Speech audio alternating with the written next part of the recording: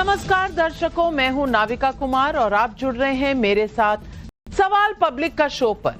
देश की संसद में कौन सिगरेट पी रहा है? आज सत्र के 9वें दिन लोकसभा में ई सिगरेट पर बवाल मचा तो राज्यसभा में चुनाव सुधार और वंदे मातरम पर चर्चा हुई।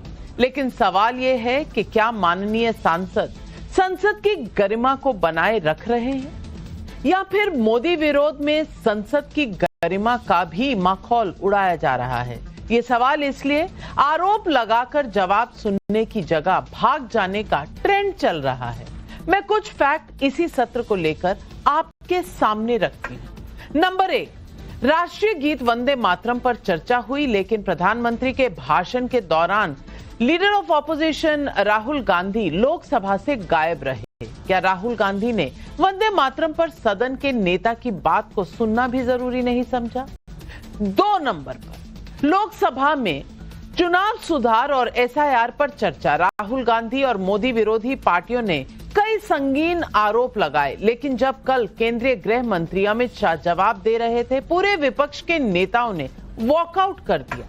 अब नंबर 3, संसद का शीतकालीन सत्र 19 दिसंबर तक चलने वाला है, लेकिन राहुल गांधी इतने अहम सत्र को बीच में ही छोड़कर 15 से 20 दिसंबर के बीच जर्मनी दौरे पर जा रहे हैं। क्या राहुल गांधी के लिए संसद सत्र से ज्यादा विदेशी पर्यटन जरूरी है, जैसा बीजेपी ने सवाल उठाया है? नंबर 4, संसद के भीतर देश में बैन ई सिगरेट पीने का आरोप टीएमसी सांसदों पर लगा है। अगर आरोप सही तो लोकतंत्र के मंदिर में सिगरेट का इस्तेमाल कर लोकतंत्र की कौन सी गरिमा बढ़ाई जा रही है? नंबर 5, शीतकालीन सत्र के पहले ही दिन कांग्रेस सांसद रेणुका चौधरी कुत्ता लेकर संसद पहुंची और कहा कि कुत्ता नहीं काटता, अंदर बैठे लोग काटते हैं। क्या संसद की यही मर्यादा है?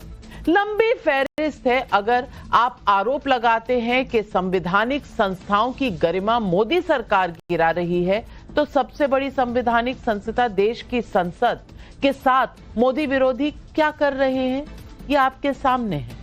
गृह मंत्री के भाषण के दौरान विपक्ष के वॉकआउट पर बीजेपी अटैकिंग मोड में है। बीजेपी ने कहा राहुल गांधी ने एलओपी का नया मतलब गढ़ लिया है। पहला लीडर ऑफ प्रोपेगेंडा और दूसरा लीडर ऑफ पलायन। ऐसे में पब्लिक पूछ रही है सवाल, पहले आरोप लगाओ फिर मैदान छोड़कर भाग जाओ, क्या यही मोदी विरोधियों की फितरत हो गई है? ये सवाल आज पब्लिक का है।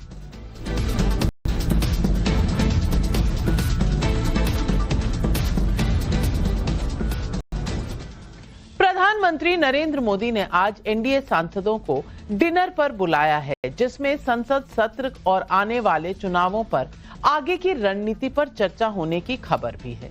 इससे पहले कल गृह मंत्री अमित शाह ने अपने भाषण के दौरान वोट चोरी से लेकर हर मुद्दे पर राहुल गांधी और मोदी विरोधी पार्टियों को चुन चुन कर जवाब दिया।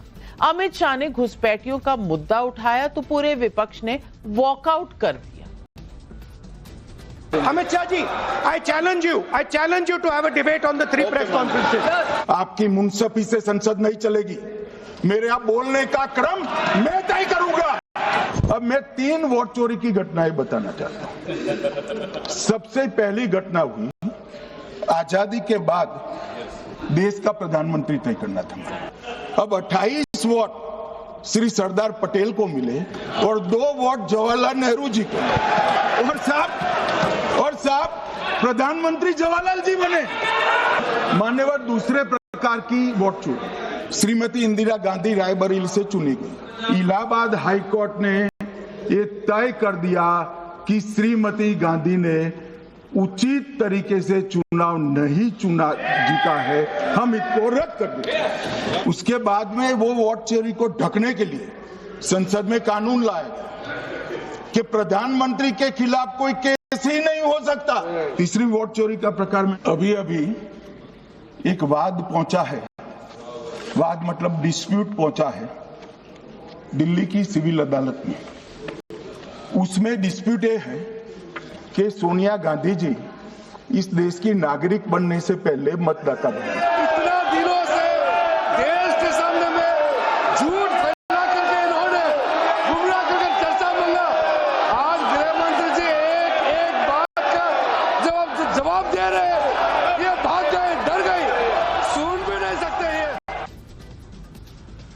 संसद में वॉकआउट करने वाली कांग्रेस और मोदी विरोधी पार्टियों ने अमित शाह के बयान पर आज तंज कसा। राहुल गांधी ने कहा कि अमित शाह बहुत घबराए हुए थे और उन्होंने उनकी बात का कोई जवाब नहीं दिया। लेकिन सवाल उठ रहे हैं कि राहुल गांधी जी अपने जवाब सुनने की बजाय सदन से वॉकआउट क्यों किया। बीजेपी विपक्ष के वॉकआउट करने पर हमलावर है। सुनिए आज राहुल ने कैसे तंज कसा और बीजेपी ने कैसे पलटवार किया। कल अमित शाह जी गलत लैंग्वेज यूज कर दी, हाथ कांप रहे थे, आपने ये तो सब देखा होगा। गलत लैंग्वेज यूज की, मेंटली बहुत प्रेशर में है, दबाव में है। वो देखा कल पार्लियामेंट में, पूरे देश ने देखा। और जो मैंने बातें बोली हैं उसके बारे में उन्होंने कोई बात तो नहीं बोली, प्रूफ नहीं दिया। हमने पब्लिकली प्रेस कॉन्फ्रेंसेस में कहा है, मैंने डायरेक्टली चैलेंज किया उनको कि आ जाइए मैदान में, आ जाइए पार्लियामेंट में डिस्कस करते हैं, मेरे प्रेस कॉन्फ्रेंसेस को डिस्कस करते हैं। कोई जवाब नहीं मिला। आधुनिक काल में परम आदरणीय नेता प्रतिपक्ष राहुल गांधी जी के भी 3 राजनीतिक सांकेतिक बंदर हैं और ये 3 बंदर क्या दर्शाते हैं?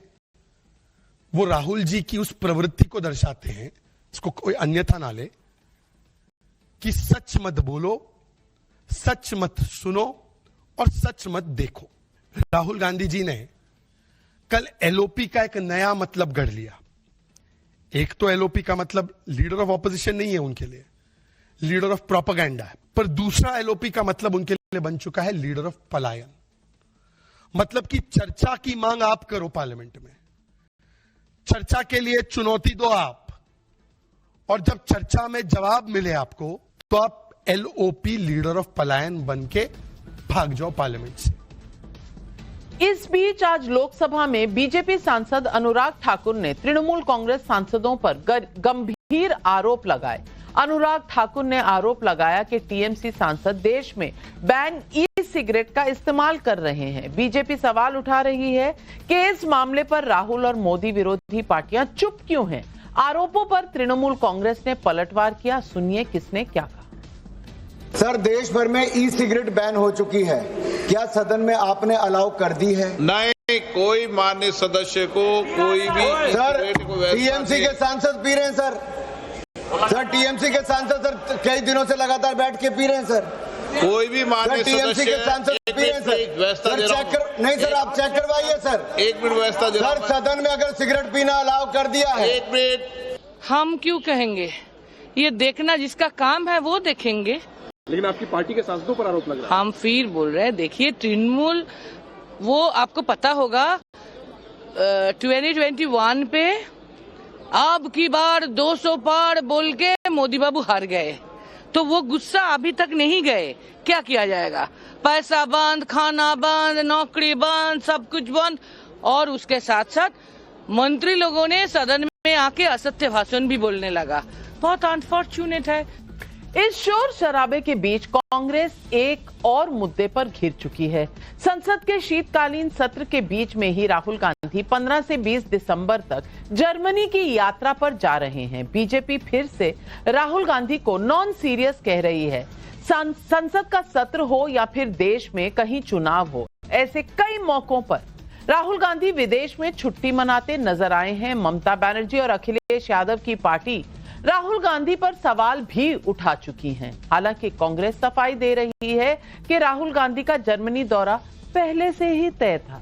वैसे राहुल गांधी और विपक्षी नेता अडानी अंबानी के नाम पर मोदी सरकार पर हमलावर होते हैं। लेकिन ये तस्वीर देखिए कल रात की। शरद पवार के घर प्री बर्थडे पार्टी का आयोजन हुआ, जिसमें राहुल गांधी भी थे, प्रियंका गांधी भी और बिजनेसमैन गौतम अडानी भी। अब मुझे इसमें कोई गलत चीज नहीं नजर आती, लेकिन इतना बतंगड़ किस लिए भाई? क्यों इतना हल्ला? इस बीच आज 6 राज्यों में चल रहे एसआईआर अभियान की तारीख बढ़ा दी गई। यूपी में अब 31 दिसंबर तक डेडलाइन है। मध्य प्रदेश, छत्तीसगढ़, अंडमान निकोबार में 23 दिसंबर, तो गुजरात में, तमिलनाडु में 19 दिसंबर तक एसआईआर प्रक्रिया आगे चलेगी। यूपी में 2 करोड़ 90 लाख लोगों के फॉर्म जमा होने बाकी है। वैलिड वोटर कोई छूट ना जाए इसलिए एसआईआर की डेडलाइन को बढ़ाया गया है। लेकिन दूसरी तरफ एसआईआर के नाम पर भ्रम फैलाए जा रहे हैं। अखिलेश यादव ने एसआईआर को बैकडोर से एनआरसी बता दिया और फिर एसआईआर को जाति से जोड़ते हुए आरक्षण खत्म करने की साजिश तक बता दी। सुनिए अखिलेश यादव का ये बयान। कोई घुसपैठी नहीं है। अगर घुसपैठी है तो उन्हें सरकार को इस्तीफा दे देना चाहिए। अगर घुसपैठी 11 साल के बाद ढूंढ रहे हो आप, तभी मैंने कहा ये एसआईआर नहीं है, एनआरसी है। एसआईआर के बहाने एनआरसी कर रहे हैं। अभी उनको निकाल रहे हैं, बाद में हमें पीडीए वालों को निकाल देंगे। पीडीए वाले भी याद रखें, जब वोट नहीं बनेगा तो आपका राशन कार्ड गया, फिर आरक्षण छीन लेंगे। ऐसे में पब्लिक पूछ रही है सवाल नंबर 1, पहले आरोप लगाओ फिर जवाब सुनने से पहले भाग जाओ। मोदी विरोधियों के लिए ये कैसी संसदीय प्रणाली है? सवाल नंबर 2, कभी बैन ई सिगरेट का इस्तेमाल, कभी कुत्ता लेकर संसद पहुंचना, संसद की मर्यादा को कौन गिरा रहा है? सवाल नंबर 3, संसद सत्र के बीच में राहुल गांधी का विदेश दौरा, क्या एलओपी राहुल गांधी पर पार्ट टाइम पॉलिटिशियन का आरोप सही है? और सवाल नंबर 4, एसआईआर से वोटर लिस्ट में पारदर्शिता, तो फिर आरक्षण छीन लेंगे वाला प्रोपेगेंडा क्यों फैलाया जा रहा है?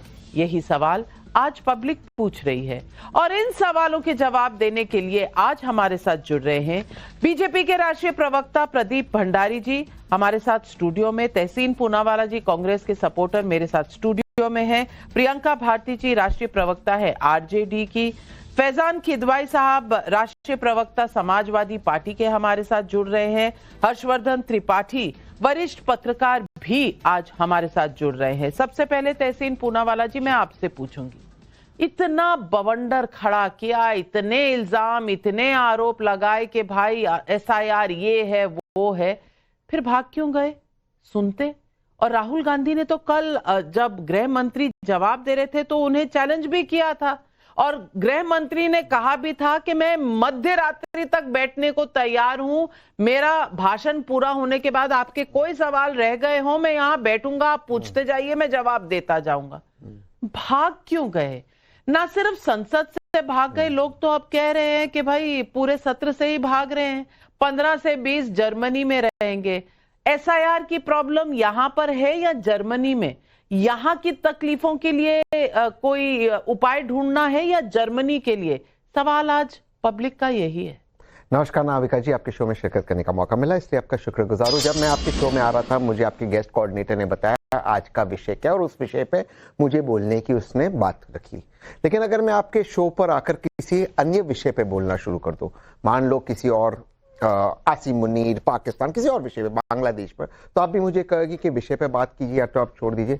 जिस विषय पर माननीय गृह मंत्री जी को घेरा है, इतना माननीय गृह मंत्री जी परेशान हो गए, इतने परेशान हो गए कि उनके मुंह से अशब्द निकल गया। वो शब्द जिसका मैं यहां पर प्रयोग नहीं कर सकता, वो शब्द उनके मुंह से निकल गया। इतने वो बेचारे गृह मंत्री साहब जवाब नहीं दे पाए, तो फिर उसके बाद क्या बात सुने? टॉपिक किस चीज पे बात? वो इंग्लिश में एक मुहावरा है, इसको अन्यथा मत लेना, लुकिंग लंडन टॉकिंग टोक्यो। बात लंडन की हो रही है, बात टोक्यो की कर रहे। दूसरी बात मैं कहना चाहता हूँ, माननीय गृह मंत्री, मैं रोक नहीं पा रही, आपको लंदन, टोक्यो, जर्मनी ही क्यों याद आता है? क्योंकि दिल्ली, मुंबई, कलकत्ता भी कर सकते थे, पर आपको लंदन, टोक्यो, जर्मनी ये याद आता है। सॉरी, मैं बताता हूँ, मुझे इसलिए लंदन, टोक्यो, जर्मनी याद आता है क्योंकि मेरे राजधानी के अंदर, दिल्ली के अंदर जिस तरह से पोल्यूशन की हालत है, जिस तरह से हार्ट अटैक और कैंसर का पैंडेमिक है, उस पर कोई भी वर्तमान सरकार गंभीर नहीं है। इसलिए मुझे इन देशों के कि अगर हमें विकसित भारत बनाना है तो हमें इनसे थोड़ी प्रेरणा लेनी होगी। अब तो पानी में यूरेनियम मिला। मैं अपनी बात रख दूं नाविका जी, क्योंकि आप सब्जेक्ट से बिल्कुल डिरेल हो चुके हैं, आपके हाथ कांप रहे हैं, तो मैं आप डर गए हैं। नहीं, जैसे मैं साबित कर रहा था, जैसे आप कहे कि कैसे मैं विषय से भटक गया, वैसे माननीय गृह मंत्री से भटके ने, गाली उनके मुंह से निकली और गलत शब्द नेहरू जी के बारे में, गलत तथ्य रखा इलेक्शन के बारे में, जो कभी हुआ ही नहीं, उसके मैं बाद में बात करूंगा। मेरे 3 सवाल से मैं अपनी बात समाप्त करता हूं। आपके शो में लगातार, और आपके ऑडियंस देखे, मैं कह रहा था कि एसआईआर का टाइम, ये जो एसआईआर उसका टाइम गलत है, 49 डेज में नहीं हो सकता, नहीं हो सकता। आपके जितने भी बीजेपी के आपके गेस्ट है कहते थे आप गलत कह रहे हो, देश के खिलाफ कह रहे हो, ये कह रहे हो, वो कह रहे हो। आज क्यों इलेक्शन कमीशन ने बढ़ा दिया?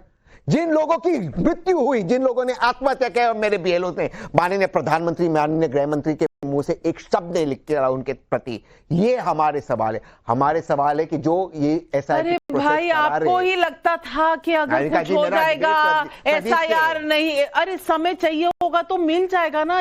इतनी टेंशन किस बात की है? मैं एक लाइन में उसका जवाब दे दूं, क्योंकि तीसरी बार में रोका गया। कोई बात नहीं, मैं एक लाइन में जवाब दे देता हूं। जब 2002-2003 में एसआईआर हुआ था, जिसके डॉक्यूमेंट्स गायब कर दिए गए थे, मैंने निकाला, आर्काइव से भी गायब कर दिए गए थे, तब 165 दिन का समय दिया था। यहां पर 42 + 7 अब वापस समय दिया गया। इलेक्शन कमीशन को शर्म आनी चाहिए कि मेरे बीएलओ आत्महत्या कर रहे और मेरे प्रधानमंत्री और मेरे गृह मंत्री के मुंह से एक शब्द नहीं निकल रहा। प्रदीप भंडारी जी जवाब। मुझे लगता है कि जितनी अच्छी एक्टिंग अक्षय खन्ना ने धुरंधर में नहीं करी है, उतनी अच्छी एक्टिंग आज तहसीन पूनेवाला कर रहे हैं। पर आज कांग्रेस पार्टी का काम ये हो गया है। चलिए, मैं अपनी बात नहीं करता, सुनिए इनके अलायंस पार्टनर क्या कहते हैं। संसद चल रही है और नेता विरोधी दल विदेश यात्रा कर रहे हैं। देश की राजनीति को राहुल गांधी कितना गंभीर लेते हैं, इससे किसी से छुपा नहीं है। राजनीति तपस्या है, हॉलिडे करना नहीं है, तपना होता है। राहुल बाबा, अपने नेता विरोधी दल क्यों बने हो, थोड़ी गंभीरता से समझो। हर महीने आप विदेश की यात्रा क्यों करते हो? ये मैं नहीं कह रहा हूं, ये आईपी सिंह है, समाजवादी पार्टी के नेता, जिन्होंने कहा, उसके बाद उन पे प्रेशर डाला, उन पे कनपट्टी पे बंदूक डाली गई और उनका ट्वीट डिलीट किया गया। पर मैं आपकी समस्या समझ सकता हूं। जो कांग्रेस आज भौ कांग्रेस हो चुकी है, जो आजकल ये रेणुका चौधरी के बाद में इनको बीबीसी कहा जा रहा है, भौ कांग्रेस, जो ई सिगरेट के ऊपर शांत रहती है, जो जाके पार्लियामेंट के अंदर कुत्ते लाने की बात करती है, जो भौ जैसी बातें करती है, और सबसे बड़ी, जब गृह मंत्री जी बोलते हैं डर के मारे भाग जाती, जैसे वैसे ही मणिपुर के डिस्कशन में प्रधानमंत्री जी जब बोल रहे थे डर के भाग गई। मैं इनकी समस्या समझ सकता हूं। तहसीन पूनेवाला को डर इस बात, घबराहट इस बात की और दुख इस बात का है कि राहुल अकेले गए, कांग्रेस के प्रवक्ता को लेके नहीं गए। पिछली बार नेपाल में गए थे, उनकी ये फोटो वायरल हुई थी जिसमें वो पार्टी एक क्लब में कर रहे थे। उसके बाद अमेरिका गए, ये anti India element Ilhan Omar के साथ में उन्होंने चोरी छिपके जो है एक मीटिंग करी, फिर जहां बाद में वायरल हुई तो उसका स्पष्टीकरण कांग्रेस के लोग देने लग गए। तो आज हर कांग्रेस का प्रवक्ता इस बात पे खबरा है कि राहुल जंगल सफारी करे, बेचारे कांग्रेस के प्रवक्ता तपे। कांग्रेस के प्रवक्ता बिहार के अंदर कैंपेनिंग करे, राहुल जो है अब्रॉड जाए। और अब तहसीन पूनेवाला, तमाम कांग्रेस के नेता यहां पे बैठकर जो है अपनी चप्पल खींच रहे हैं, और राहुल गांधी जो है जर्मनी में हॉलिडे कर रहे हैं। नविका जी, पर आखिरी में ओपन चैलेंज तहसीन पूनेवाला को, 70 सालों में जिस तारीख, जिस दिन जवाहरलाल नेहरू से लेकर मनमोहन सिंह तक एक भी बार उन्होंने लीडर ऑफ ऑपोजिशन के साथ में चर्चा करी हो इलेक्शन कमीशन के अपॉइंटमेंट करने में, तो मैं आज तहसीन पूनेवाला के लिए खड़े होकर ताली बजाऊंगा। और अगर ऐसा नहीं है तो तहसीन पूनेवाला कहिए कि कांग्रेस पार्टी ने सबसे ज्यादा चुनाव को रिक किया। मैं फैजान किदवाई साहब, मैं आ रही हूँ, तसल्ली से दीजिएगा हर सवाल का जवाब। पर ये जो कनपट्टी पे बंदूक के बात रखी, जो माननीय गृह मंत्री जी ने फारूक अब्दुल्ला साहब के लिए किया, ये जो बीजेपी की भाषा है, इस पर हम ऑब्जेक्शन लेते हैं। ये भाषा जो है, इस पर हम ऑब्जेक्शन लेते हैं। आपकी भाषा तो बहुत अच्छी है वैसे, मैं मानती हूँ। जो कहते हैं कनपट्टी पे ऐसे अरे भैया तहसीन पूनेवाला, मैं तो कह रही हूँ, आपकी भाषा बहुत अच्छी है। मैं रेणुका चौधरी जी की बाइट निकाल देती हूँ, उनसे पूछा क्या हुआ, बहुत अच्छी भाषा है। उन्होंने कहा ये कुत्ता नहीं है, ये काटेगा नहीं, जो अंदर बैठते हैं वो काटेंगे, वो भाषा बहुत अच्छी है। आपने अपने कनपट्टी पे बंदूक से कुत्तों की भाषा, कनपट्टी पे बंदूक के रोके, अच्छा जेंटलमैन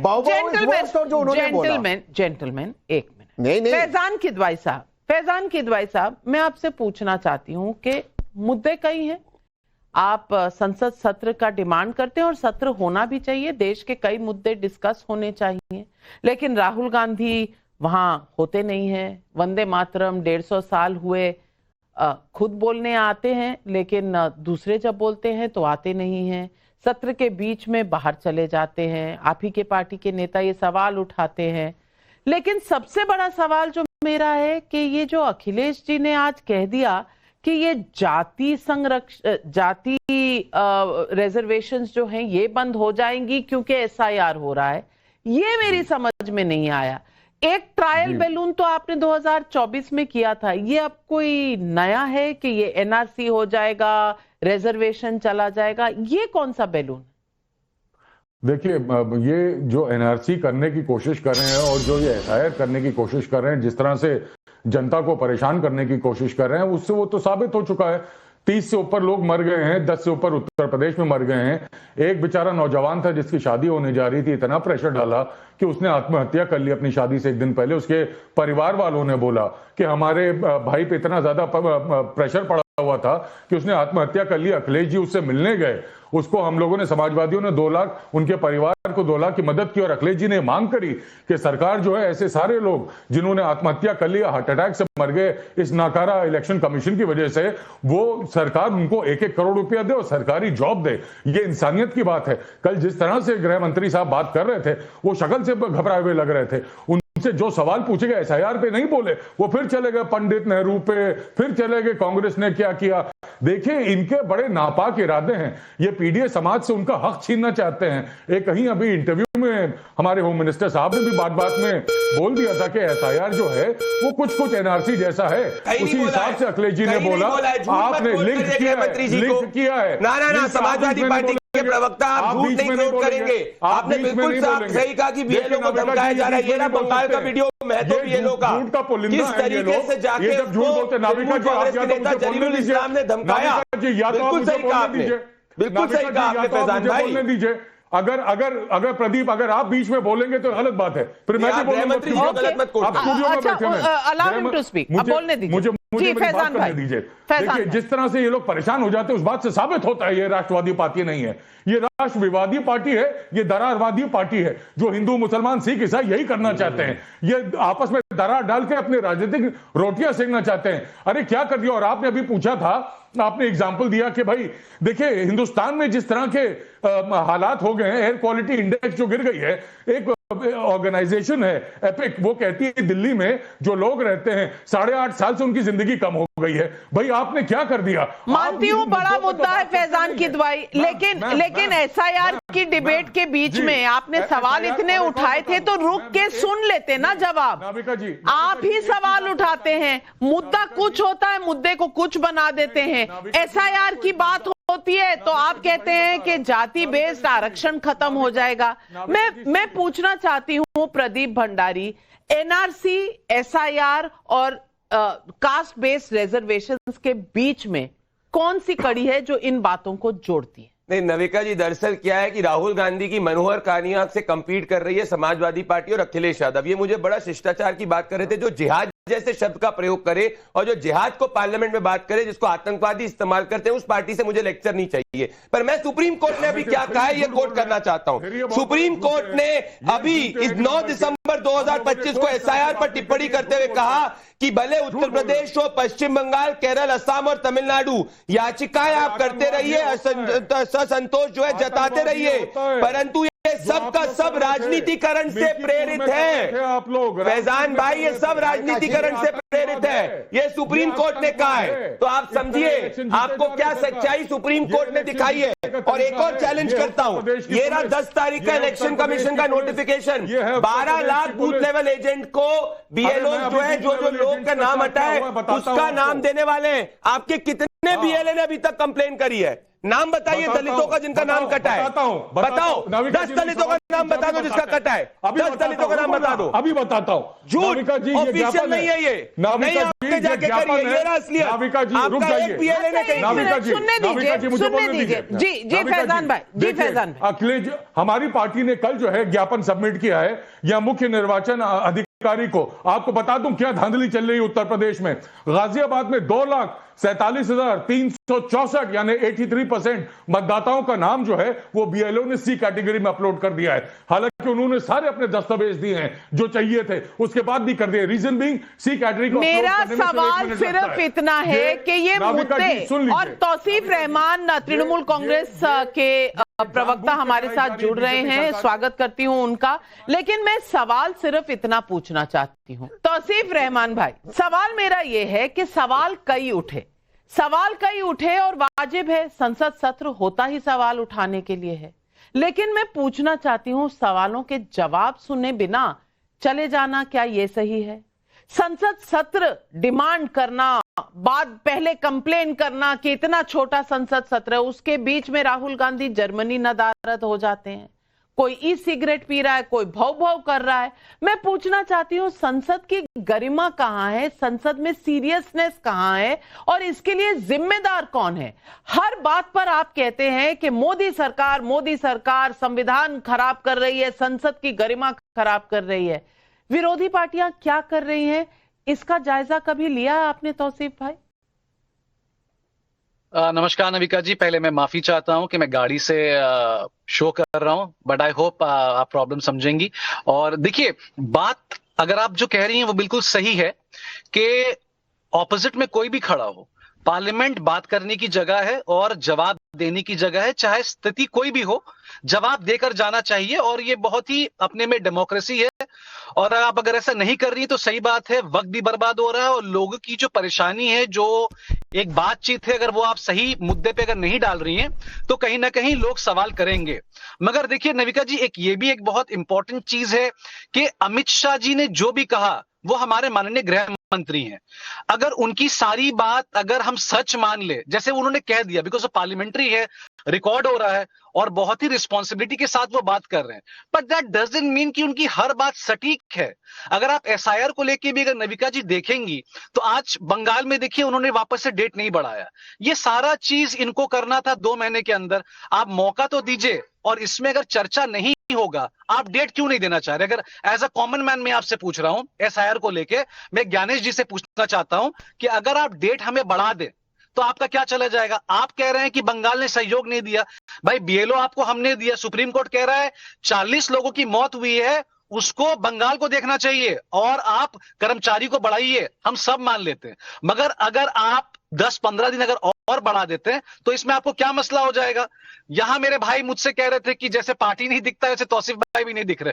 नहीं, ऐसा बात नहीं है। अगर आप 1 घंटा का वक्त देना बीजेपी और तृणमूल कांग्रेस को, 5000 टीएमसी दिखेंगे और 5 लोग बीजेपी के भी नहीं दिखेंगे। क्यों? क्योंकि बिहार और झारखंड, बिहार 10,000 लोग भाजपा के दिखेंगे। बिहार और झारखंड से लोगों को आने में टाइम लगता है। अरे भैया, संदेश खाली के अंदर शेख शाहजहां जैसे गुंडे विटनेस को मारवा देते हैं और आप लोग चुप रहते हैं और आप ज्ञान देंगे। शेख शाहजहां जैसा गुंडा संदेश खाली के विटनेस को मरवा देता है। भाई अगर इतना कॉन्फिडेंस है कि 5000 वर्सेस 5 की लड़ाई है तो इतना टेंशन क्यों हो रहा है भाई? टेंशन क्यों है? बैठिए, लड़ाई लड़िए, एसआईआर हो जाएगा, तमाम जगह हुआ है, पहले भी हुआ है, बाद में भी हो जाएगा। इस बार इतनी टेंशन में क्यों हैं आप? मेरी समझ में नहीं आ रहा। नविका जी, आप यकीन मानिए, जो अगर ये कह रहे हैं कि अगर तौसीफ रहमान पैनिक मोड में है या तृणमूल कांग्रेस पैनिक मोड में है, कोई भी पैनिक मोड में नहीं है। मैं एक challenge live Navika Kumar show नव भारत में करना चाहता हूं। 1 हफ्ते के अंदर नविका कुमार शो में आप अपना वर्क चार्ट लेकर आइए, प्रदीप भंडारी, तौसीफ रहमान तृणमूल कांग्रेस का वर्क चार्ट लेकर आए और एक 1-to-1 15 मिनट में हो जाए किसने कितना कार्य किया। Open challenge accepted. वहां पे ममता बनर्जी कह रही है कि मैं एसआईआर का फॉर्म नहीं भरूंगी, इतना कब कपा रही है। अरे 30% बंगाल का जीडीपी होता था, मैं दोनों तरफ से मैं दोनों पार्टियों को निमंत्रण देती हूँ, मैं दोनों पार्टियों को निमंत्रण देती हूँ मेरे शो पर। इस तरह की डिबेट होनी चाहिए, किसने क्या काम किया जनता के लिए वर्सेस किसने क्या। लेकिन अगर इतना काम किया है तो आज मैं पूछना चाहती हूँ तौसीफ भाई, ममता बनर्जी ऐसा क्यों कह रही हैं कि किचन की सामग्री रखो, जरूरत पड़ेगी? किसकी किचन की सामग्री कौन सी है? क्या मारपीट के लिए जरूरत पड़ेगी? नहीं मैम, बिल्कुल नहीं। फिर किस? जब तक चीजें कॉन्स्टिट्यूशनल हो रही है, हम साथ में हैं। अब देखिए ना, एक प्रेग्नेंट औरत को कागजात के साथ बांग्लादेश भेजा दिया, सुप्रीम कोर्ट को इंटरवीन करना पड़ा कि भैया उनको वापस लेकर आओ, उनके पास सारे कागजात। वैसे तो ये तो जमहूरियत नहीं है ना। अरे भैया, संदेश खाली के अंदर देखिए नविका जी, ये आज संदेश खाली के अंदर विक्टिम क्या कह रही है? शेख शाहजहां जिसको ममता प्रोटेक्ट करती है, उसने विटनेस को मरवा दिया जब वो जाके कोर्ट में टेस्टिमनी दे रहा था। ये आज की एक्सक्लूसिव चीज इज देयर। अब बताओ उस पर ममता बनर्जी शांत क्यों है? बोलो, संदेश खाली में क्या करा शेख शाहजहां को, गुंडा जिसको प्रोटेक्ट करते थे? अराजकता किसी के लिए भी, किसी भी सिटीजन के लिए सोल्यूशन नहीं हो सकता। अगर एक विटनेस इस तरह से मरता है तो सवाल तो उठेंगे तौसीफ भाई, सवाल उठेंगे। आप कानूनी बात की बात कर रहे हैं, मैं उसी कानून की बात कर रही हूं कि विटनेस प्रोटेक्शन कहां हुआ, क्या हुआ कि एक संदेश खाली के केस का ही विटनेस इस तरह से एक्सीडेंट में मारा जाता है। तमाम सवाल उठते हैं, लेकिन जनता भी सवाल पूछ रही है। और प्रियंका जी, आपके लिए सवाल है। सुरेंद्र सक्सेना कानपुर से पूछ रहे हैं, मोदी विरोधी पार्टियां अगर आरोप लगाती हैं तो फिर जवाब सुनने से पहले ही क्यों भाग जाती हैं? मतलब इनके आरोपों में क्या दम नहीं है? नवीन कुमार पटना बिहार से पूछ रहे हैं, देश में संसद चले या फिर चुनाव हो, राहुल गांधी के लिए ये सब छोड़कर विदेश दौरा इतना अहम क्यों हो जाता है? भुक्तभोगी तो इसका बिहार रह चुका है, आपकी अलायंस रह चुकी है प्रियंका जी। मोहम्मद कुबेर नूह हरियाणा से पूछ रहे हैं, एसआईआर पर आरक्षण छीन जाएगा वाला नैरेटिव चलाकर क्या अखिलेश देश को गुमराह नहीं कर रहे? ये सवाल है, जवाब दीजिए। गरिमा शब्द का इस्तेमाल हुआ एकदम बिगिनिंग में ही, और आपके क्वेश्चंस में भी गरिमा शब्द आया, डिबेट में भी आया। गरिमा तब कहां थी जब अमित शाह जी ने बीच सदन में गाली दिया? गृह मंत्री, हमारे देश के गृह मंत्री गाली, अरे उसका वापस भी लिया है। पूरा वीडियो बताओ, ये राहुल गांधी का दिखाओ, राहुल गांधी का ये देखो, उन्होंने खुद पटल पर कहा है कि मुझसे कोई अपशब्द निकले हैं तो आप काट लीजिए। उन्होंने कहा है, ठीक है, मान लिया ना। पर राहुल गांधी ने जो एक शब्द का प्रयोग किया नविका जी, उसके राहुल ने माफी मांगी। ये मैं वीडियो नहीं चलाऊंगा। संसद की गरिमा इसी से होती है कि अगर गलती हुई तो उसे मान लिया जाए, इसी से संसद बड़ा होता है। लेकिन जो लोग इतने आरोप लगाते हैं वो बीच रास्ते उठ के भाग जाएं, ये क्यों होता है? इस पर आपके पास कोई जवाब है? आपको मिर्ची ना लगे फिर इसलिए मैं आंकड़े के साथ बोलूंगी, क्योंकि बीच में कूदने की आपकी आदत बंद ही नहीं हो रही है। 85% जो विदेश भ्रमण किया है महामानव जी ने हमारे, वो संसद सत्र के बीच में अरे किया। भैया वहाँ पे बड़ी बड़ी इंटेल की डील मिली है,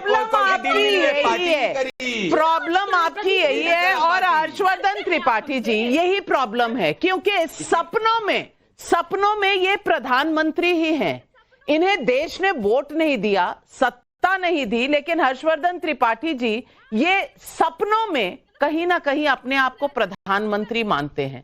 प्रधानमंत्री विदेश दौरे पर जाते हैं तो राहुल गांधी जा रहे हैं तो क्या प्रॉब्लम है? और कह रही हैं प्रियंका जी, आपको मिर्ची क्यों लगती है? अरे भैया, इस तरह की भाषा से अगर गरिमा आपकी बढ़ती है तो बढ़ा लीजिए प्रियंका जी। हर्षवर्धन जी, देखिए नविका जी, सबसे पहले तो ये कि देश के सभी राजनीतिक दलों को इस वक्त एसआईआर पर एक साथ खड़े होना था। दुर्भाग्य देखिए कि लोग बीएलओ की जान जाने को, इतने संवेदनशील मसले को, उसको भी मजाक बना रहे हैं, उसका भी राजनीतिक लाभ लेना चाह रहे हैं। इस वक्त जरूरत क्या थी? हर पार्टी जो उसका काम है, और ये कोई चुनाव आयोग की भर जिम्मेदारी नहीं। जब हम कहते हैं we the people of India, जब कॉन्स्टिट्यूशन की बात करते हैं तो हम भारत के लोग में हम सब शामिल हैं। और उसमें अगर कोई अपशब्द कहे, कोई उटपटांग बात बोले, और वो मतलब किस तरह से नैरेटिव बढ़ा जाता है कि देखिए ये तो क्या होगा, पीडीए निकाल देंगे, वो आरक्षण छीन लेंगे, राशन कार्ड। ठीक यही कोशिश बिहार में की गई थी। क्या हुआ? उसका परिणाम खुद भुगतना पड़ा। क्योंकि जो लोग, जैसे कहा जाए ना कि भाई तुम्हारे घर में चोरी हो गई, जिसके घर में हुई है वो तो चिल्लाएगा ना, उसको तो पता चलेगा ना। नहीं, तुम्हारे घर में चोरी हुई तो मानो। अब देश की जनता को इस तरह से बरगलाने की कोशिश हो रही है। राहुल गांधी वही काम बिहार में करके आए। तेजस्वी यादव का बना बनाया चुनाव पूरी तरह से बिगाड़ दिया। जो थोड़ा पीछे थे तेजस्वी, वो बहुत पीछे चले गए, और अब तो इतना चले गए कि वो भी छुट्टी मनाने चले गए। छुट्टी मनाने में दिक्कत नहीं है। नरेंद्र मोदी प्रधानमंत्री के तौर पर शेड्यूल्ड ऑफिशियल विजिट पर जाते हैं। राहुल गांधी विपक्ष के नेता हैं, उनकी भी विजिट हो सकती है, लेकिन वो विजिट संसद सत्र के बाद हो सकती है। संसद सत्र इस समय चलता है, और जब आप एक तरफ आरोप लगा रहे हैं कि छोटा संसद सत्र है, तो दोनों ही मसलों पर बेहद गैर जिम्मेदार, और जिस तरह से कल राहुल गांधी सदन से गए वो बड़ा आश्चर्यजनक था। कौन कांग्रेस के रणनीतिकार हैं कि भाई जब आप घुसपैठियों की बात आए तो आप सदन से वॉकआउट कर जा रहे हैं, और अमित शाह ने उसका फायदा उठाया। मुझे लगता है गृह मंत्री के तौर पर अमित शाह ने बहुत फैक्ट के साथ, बहुत तथ्यों के साथ बात रखी। और मैं फिर कह रहा हूं, जो आपने शुरू में कहा था मध्य रात्रि तक मैं बैठूंगा, मुझे भी अच्छा लगता जब नेता प्रतिपक्ष वहां बैठते और कहते मेरे इस सवाल का जवाब नहीं मिला है, मैं नहीं जाऊंगा। और तब अगर ओम बिरला कहते कि नहीं हम संसद को एडजर्न करना है, और अमित शाह जाते हुए दिखते, तो आज ये डिबेट दूसरी होती। लेकिन ऐसा हो नहीं पाया। और उसके पीछे आपके जो शुरू में चौथा सवाल था ना, part time politician, Rahul Gandhi आज भी बहुत सही फुल टाइम पॉलिटिशियन नहीं क्यों बन राहुल पाए। गांधी नहीं बैठे? और मैं ये भी सवाल पूछना चाहती हूं, जाए राहुल गांधी कहीं भी, किसी को कोई सरोकार नहीं है, लेकिन मोदी जी जाते हैं तो उनकी पार्टी 30 पर सिमट नहीं जाती, कांग्रेस की तरह 6 पर इलेक्शन में सिमट नहीं जाती। वहां डिवीजन ऑफ लेबर, हर किसी की अकाउंटेबिलिटी है। सवाल यह है कि आपको सोचना है प्रधानमंत्री की तरह, लेकिन जब डिलीवरी पर आते हैं तो 95 हार के अलावा आप दिखाते क्या है देश को? तहसीन पूनावाला, ये बात आपने बिल्कुल सही की। डिलीवरी दिल्ली में पोल्यूशन दिख रहा है, डिलीवरी गोवा के अंदर दिख रहा है कि नाइट क्लब में क्या हो रहा है, कितने लोग जो वो इंडिगो एयरलाइंस नहीं चल रही, वो इसी इंडिगो लेके थाईलैंड जाकर मसाज कर रहे थे, पकड़े गए वो अलग बात है अभी होपफुली, बट इतने लोगों की मृत्यु हो गई। वहां के गोवा के मुख्यमंत्री किस तरह से भ्रष्टाचार में लिपटे, दिख रही है डिलीवरी, सारी डिलीवरी दिख रही है। मेरा सवाल यह है कि जब एनआरसी आसाम के अंदर हुआ है और 19 लाख घुसपैठिए पाए गए, ये वर्तमान सरकार ने उनको क्यों नहीं निकाला? पहली बात, ये तो कोई धर्म का मामला नहीं है। तो क्यों राहुल गांधी ने ये सवाल बैठकर संसद में नहीं पूछा? हर्षवर्धन जी क्यों नहीं पूछा? प्रियंका जी और मुझे रोका, हमको बोलने दीजिए ना नाविका जी, हमें अपनी बात तो रखनी दीजिए, ऐसे तो थोड़ा सा मैं बहुत एक दो कम बात हुई। हमारे बीएलओ ने आत्महत्या की, उनपे ये इतना प्रेशर है, हम पहले दिन से कह रहे सफिशिएंट डेज नहीं है, ये नहीं होगा टारगेट अचीव, तब हमको कहा गया था आप देश के खिलाफ हो। हर्षवर्धन जी हमें कह रहे कि आप इसको गंभीरता से क्यों नहीं बात करें, जब हम इतने दिन से बात कर रहे थे तब कहा थे। ये यहाँ की अपनी बड़ी लाइफस्टाइल को छोड़ के 2 मिनट गांव में चले जाओ तहसीन भाई, और देख लो तुम्हारी लग्जरी में प्रियंका भारती जिसने प्रधानमंत्री मोदी जी की मां को गाली बकी थी बिहार चुनाव में, वो आरजेडी यहाँ पे गाली गलौज की बात ना करे, जिसने प्रधानमंत्री नरेंद्र मोदी जी की मां को गाली बकी थी और हंस हंस के यही प्रवक्ता के उसको जस्टिफाई कर रहे थे कि कौन सी बड़ी बात हो गई चुनाव के अंदर। ये हमको शिष्टाचार न सिखाए। पर तहसीन भाई बताओ, एसआईआर के पक्ष में हो कि विरोध में? इतना बोलो। मैं एसआईआर के पक्ष में राहुल का लेकिन आप लोग किस तरह से एसआईआर का जनता का अगला सवाल मोहन सिंह का दिल्ली से सवाल है। ममता बनर्जी ने गृह मंत्री अमित शाह को दुर्योधन और दुशासन से कंपेयर किया है, तो अब शब्दों की गरिमा कहां गई? जवाब दीजिए तौसीफ भाई। दुर्योधन और दुशासन से अगर कंपेयर किया है तो अगर आपकी हरकतें वैसी हो गई हैं तो फिर क्या किया जा सकता है? मगर गरिमा किसने पार किया? दीदी, ओ दीदी, ममता बनर्जी को रस्सी बांध कर ले जाएंगे, किसने कहा था? नविका जी, आपसे नहीं कह रहा हूं मैं, आप तो भाई न्यूट्रल हैं, मैं आपसे नहीं, मैं भाजपा के लोगों से पूछना चाहता हूं। बंगाल के धरती में आके दीदी ममता को रस्सी से बांधेंगे, किसी ने नहीं बोला रे, आप क्या बात करोगे? रविंद्रनाथ ठाकुर के घर के अंदर अतिक्रमण करा और कलकत्ता हाईकोर्ट ने बोला जोरा सागो के घर को खाली करो, ये आपकी सच्चाई है। आप असली बोयरा को तो पार्टी है बंगाल कह रहे, हमारा जन्म बंगाल में हुआ है, हमारा फाउंडर बंगाली है, आप सिर्फ बंगाल को जाके रैबिड इस्लामिस्ट के हाथों में करना चाहते हो, ये सच्चाई है। हर्षवर्धन त्रिपाठी जी, वैसे एक मिनट, वैसे इलेक्शन के दौरान तो बहुत कुछ कहा गया था, एक ही लाइन क्यों याद रहती है तौसीफ भाई? नहीं नविका जी, नहीं देखिए नविका जी, एक तो ये कि मैं थोड़ा सा हट के कहूं, प्रदीप भंडारी जी के लिए अभी बंगाल में राह बहुत कठिन है। तौसीफ की पार्टी जो है वो बहुत स्ट्रांग है, और मैं ये बार बार जब भी मैं कलकत्ता जाता हूं तो मुझे ये समझ में आता है, ये बिहार जैसा मसला नहीं है, ये उत्तर प्रदेश जैसा मसला नहीं है। लेकिन तौसीफ भाई को भी जरा अच्छे से समझ लेना पड़ेगा कि ये राहुल गांधी जैसा विपक्ष नहीं है भारतीय जनता पार्टी, ये कोई कसर नहीं छोड़ने वाले। लेकिन एक बात का सवाल तो साफ साफ दे के जाइए ना भाई, शेख शाहजहां संदेश खाली का गुंडा आरोपी जिस तरह के कर्म किए वो देखा आपकी सरकार बचाती दिखी। आज गवाह का बेटा और जो कार का ड्राइवर था वो मर गया, ट्रक ने मार दिया। आप लोग कैसे, मतलब ये तो फिल्मों में होता था ना, बिल्कुल किसी गवाह को मार दिया जाए। बिल्कुल, और ये सवाल उठाता है, जनता देख रही है, चुनाव में क्या होगा ये आखिरी फैसला होता है जनता का, लेकिन इसके ऊपर भी कई फैसले हैं। और हमने ये सवाल पूछा, एक सर्वे किया, सरकार पर आरोप लगाकर मैदान छोड़कर भाग जाना क्या मोदी विरोधी पार्टियों की आदत हो गई है?